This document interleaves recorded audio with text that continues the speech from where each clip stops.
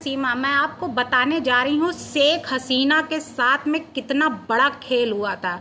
यानी अमेरिका में बार बार यही कह रही थी कि इसके पीछे बड़ा कोई हाथ है, बड़ी कोई साजिश है, कोई न कोई बड़ा हाथ है, तभी ये ऐसा हो रहा है कि इतनी बगावत, इतनी वहाँ पे प्रदर्शन, इतना जो है आग जनी क्यों हो रही है। तो इसके पीछे जो हाथ था तो वो अमेरिका का था। जैसा अभी हमने अपनी पहले भी वीडियो में बता चुके हैं कि वो आइलैंड की मांग कर रहे थे कि एक आइलैंड का एक हिस्सा हमको दे दीजिए, जिसमें शेख हसीना ने मना कर दिया था। अब वो वही जो मना करने पर ये बगावत जो हुई बांग्लादेश में, जिसमें उनको प्रधानमंत्री शेख हसीना को वहाँ पे इस्तीफा देकर वहाँ से भागना पड़ा। और वहाँ से भागी तो C-130 जो मिलिट्री हेलीकॉप्टर था उससे वो भारत पहुंची और भारत में आकर उन्होंने अपनी जान बचाई। और भारत के दरवाजे जो थे उनके लिए खुले हुए थे और वहां आकर उन्होंने अपनी जो है पूरी जान बचाकर अपनी सहायता की, खुद की।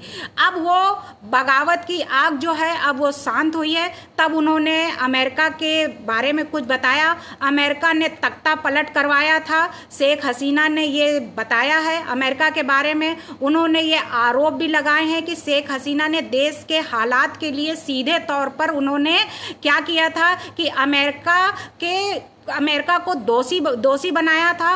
और चर्चा में यह है कि सेंट मार्टिन आइलैंड जो एक था उसी के बारे में वो बात कर रहे थे। और आइलैंड का इस इतिहास में उसका जिक्र भी किया गया है। शेख हसीना ने बांग्लादेश में तख्ता पलट के लिए उन्होंने अमेरिका को जिम्मेदार ठहराया है। और उनकी जो चिट्ठी है वो चिट्ठी के हवाले जो खबर आई हैं वो भी अभी चल रही हैं कि अमेरिका बांग्लादेश के सेंट मार्टिन करके एक है जगह, सेंट मार्टिन आइलैंड पर मिलिट्री बेस बनाना चाहते थे वो जो अमेरिका था।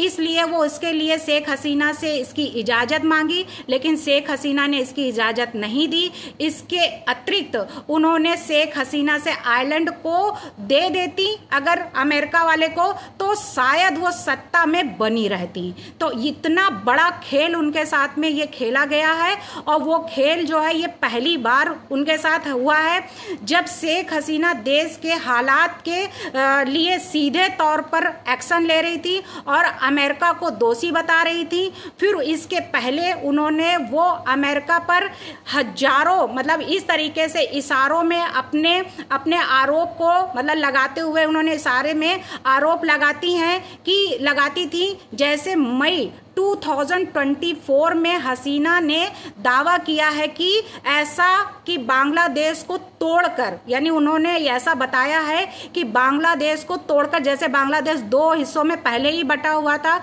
बंग भंग आंदोलन जो चला था 1905 में, ईस्ट बांग्लादेश और वेस्ट, यानी दो हिस्सों में पहले, तो उसको और टुकड़े करके कितने टुकड़ों में बांटना चाहते थे। तो एक ईसाई मुल्क बनाने की परमिशन यानी साजिश उनकी चल रही थी। दूसरी साजिश एक गोरी चमड़ी वाले विदेशों से उन्हें आसानी से चुनाव जिताकर उनको जो है ऑफर दिया गया था कि ये ऑफर हम दे रहे हैं। इसके बदले में वो बांग्लादेश में जो मिलिट्री थी उस बेस को बनाना चाहते थे कि हम इसको मिलिट्री बेस बनाएंगे।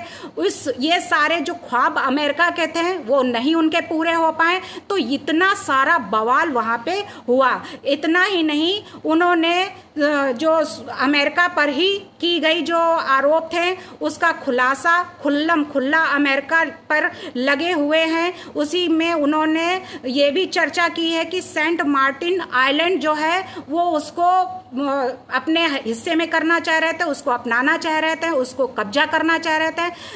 यहाँ तक कि उन्होंने ये भी बताया है कि आइलैंड पर अमेरिकी जो मिलिट्री बेस बनाने की बात कर रहे थे कि हम बनाना चाहते हैं तो बंगाल की खाड़ी पर सीधे अमेरिका का प्रभाव बढ़ जाए, ये चीन के लिए खतरे की घंटी होती ही साथ में भारत के लिए भी मुश्किल खड़ी हो सकती थी।